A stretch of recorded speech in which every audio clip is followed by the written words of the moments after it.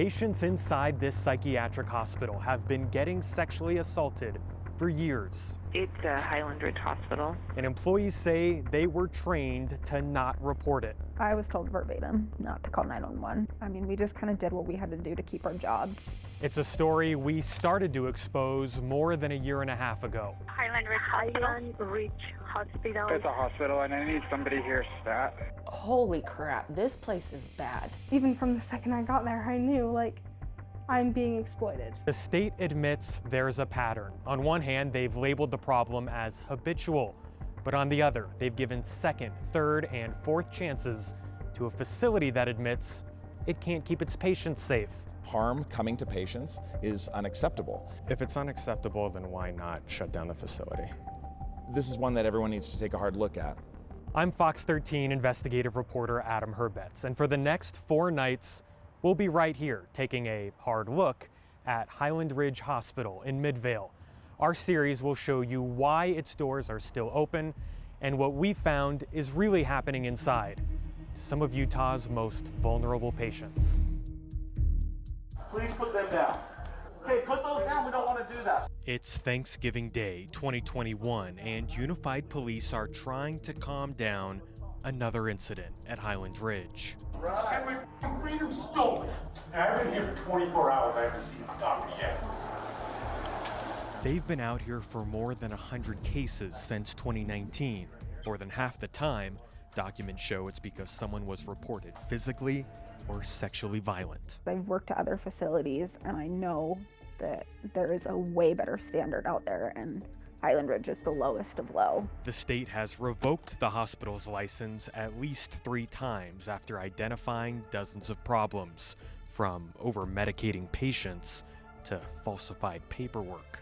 As a therapist, do you think patients left feeling better? I don't know if I could put % but a very low percentage of them were actually getting the care that they needed.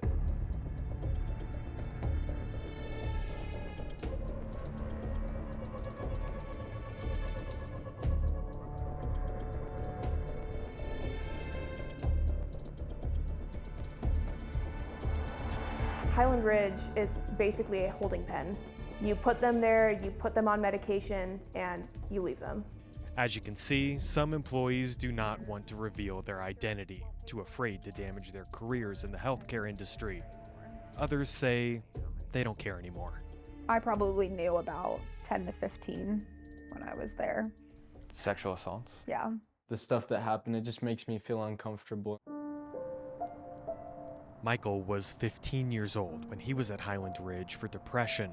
He says there was no supervision. Some patients groped him, tried to have sex with him, or walked into his room while he showered. It felt like they normalized it. The staff members there just didn't do anything. Like, they physically saw. They did touch me for their sexual pleasure. The nurse wasn't even in the same room. Whitney was 14 years old. She says she knew about kids having sex. I could definitely see how that could easily get missed, and that's how sexual assaults happen. They would transfer me to the unit, and then it would ring and ring and ring, and no one would answer. Amy Robinson in Arizona says she didn't know her minor son had sex until after he got home months later. And when she asked, an employee remembered it. And he's like, "Oh, I thought you knew about that. That happened on the hospital side. They must not have actually reported it. I wanted him to have STD testing, and they wouldn't do it in the hospital." Did they report this to police or Child Protective Services? Nope. The law requires all hospital staff to report assaults and sexual assaults. If you don't, it's a crime. Police have investigated 48 of those types of cases since 2019, but it's difficult to know how many times Highland Ridge knew and did nothing. In the majority of rape investigations, victims or their parents are the ones who called police, not employees. We were always told never call 911. If anything was happening in the building, we were to deal with it ourselves within the building, never outside of 40, no matter what. Even if it was an assault, a sexual assault, anything, no, we weren't allowed to call 911. Last year, we showed you how police have documented cases of employees telling them the same thing. the unwritten rule is to not call 911, even if the law requires it. Should I just hang up?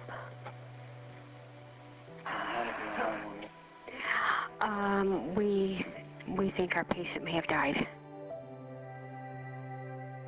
CEO Jim Hess brags about being an expert in risk management in his bio. We asked him, what's the current policy for Highland Ridge on when to call 911 or police? He declined to answer, other than to say, we're proud of the care and programs we provide these patients. Have you spoken to the Attorney General's office at all? No, but I would be willing. Hoping by the end of this month they're going to be closing their doors. That recording is from a year and a half ago, but despite wishful thinking from police, tonight Highland Ridge Hospital is open for business, taking patients. Patients say not even the showers inside this psychiatric hospital are safe. Michael was 15 years old, fighting depression, when he says teenage girls walked in to grope and sexually harass him in the bathroom. One of them was saying how they want to like make out with me and have sex with me and stuff. And while she was trying to get into the room, this girl who has like anger issues, you know, she's kind of scary and whatnot, so. I went there for treatment of post-traumatic stress disorder, and I was traumatized the whole time I was there. Courtney is a nurse. She checked herself into Highland Ridge in 2021, but once she saw what it was like, she went from patient to caregiver. It was so unfair, and I felt so powerless because I know better. She didn't know where she was. She didn't know what she was doing. She suspected her new friend was being over-medicated, so each day she went in to help her shower and change. No supervision. She says nothing inappropriate happened, but it could have. Patients have free access to each other's rooms. Since 2019, we've found 31 documented reports of assault and 17 reports of sexual assault at Highland Ridge. Employees say they were told not to report those types of cases, even though the law requires it. It's awful that, that sexual abuse happens and that it is still happening. There were times where I would go down there and nobody was on the unit and the patients were just wandering around. I have never felt so degraded, for going forward with problems. According to their investigation, the problems at Highland Ridge were habitual, and only assaults involving patients with funding issues were being reported. In order to prove fraud, there's a certain threshold that needs to be met. None of the results of the investigation rose to the level of any kind of fraud charge. The report shows they interviewed the CEO of Highland Ridge, Jim Hess. According to his bio, he is an expert in risk management. But according to the police report, quote, he said he doesn't have enough staff to keep everybody safe. In the end, just one charge was filed against a man named Jeremy Plum. He was charged and pleaded guilty to a Class B misdemeanor, failure to report abuse or neglect. Plum was the director of risk management at Highland Ridge. We don't have a photo of him because he never spent a day in jail. The case that sparked the charge was not an outlier. So why only the one charge? Despite multiple unreported rapes, the Attorney General's office says it couldn't answer that question. And as you're about to see, I don't know turned out to be the theme of the interview. You see, Plum's case never made it to trial. Instead, he was offered a deal, pay a $690 fine, and the charge goes away. Plea in abeyance is basically saying, yes, I did something wrong, but I'd like the opportunity to have a little forgiveness happen for the charge to go away. Is it appropriate to offer a plea in abeyance when there's this many cases? I don't know how to answer that. Our Medicaid fraud unit is not afraid to go after people, but we have to deal with the evidence that's in front of us. Were there evidentiary issues on this case? I can't really answer that. Plum does not work at Highland Ridge anymore. We tried to reach him, but couldn't find him. The AG's office says he moved to California. Highland Ridge also declined to comment. There's patients getting raped at this facility repeatedly. and one employee gets charged with 1 count and he has to pay a fine, and it's removed from his record. That seems pretty lenient. Do you agree with that, or? I don't know. You don't know if it's lenient, or you don't know? Well, I don't have the information to answer that question about whether it's lenient. Is this office happy with the outcome? I don't know. We have no way of knowing if the graffiti outside was written by a mental health patient, an employee, hey, maybe even a police officer. But the ones we talked to all pretty much say the same thing. Shut this down. Honestly, I can't believe it hasn't been shut down by the state already. Really, I think they need to shut down the hospital and start over. The facility, in my opinion, needs to be shut down. We've found years of patients being sexually assaulted inside. Every year, police open new cases. And every year, the Department of Health investigates complaints. Why do you think it keeps happening? There's no way I can tell you exactly why things like this continue to happen. It's unacceptable, though. If it's unacceptable, then why not shut down the facility? These are things that we will take a hard look at. So far, every time a deficiency is cited by the Department of Health and Human Services, Highland Ridge promises to be better. They submit a plan of correction. The state says okay, and then they're allowed to keep taking patients. They weren't doing anything, man. I asked to see the doctor 5 times today. We found Highland Ridge has had its license revoked at least 3 times and replaced with a conditional license. That means they have never had to shut their doors. That's something that we do take very, very seriously, is how do we keep people the safest possible? And if it requires shutting a place down, we are absolutely willing to do that.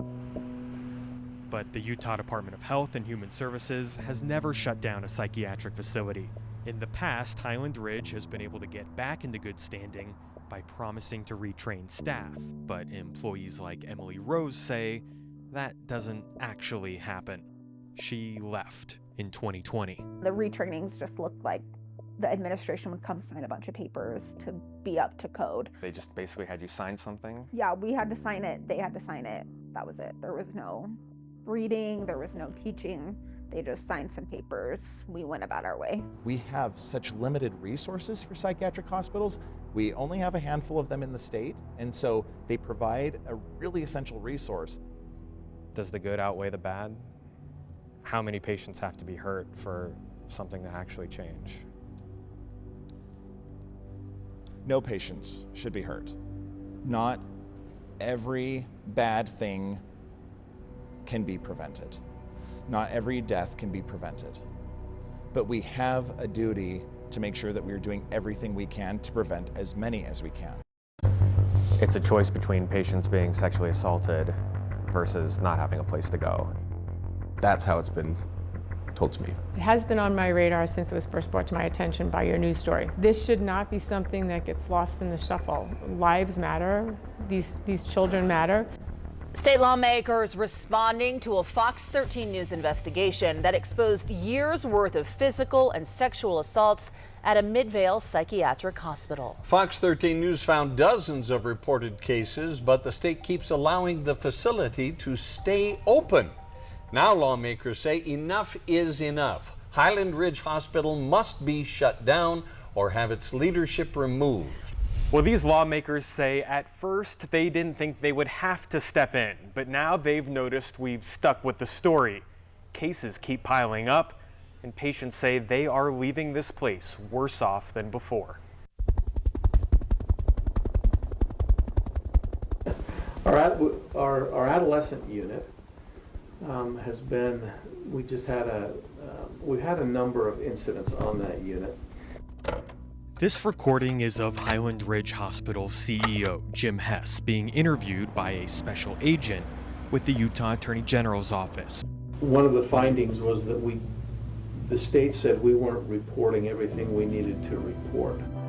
On our adolescent unit, we've got males and females are on the unit. We don't actually have a way to separate them separate units. We've had a number of cases, actually a couple of adult cases too. I just don't have the staff to keep everybody safe, so we just have to say, no, can't take any more patients.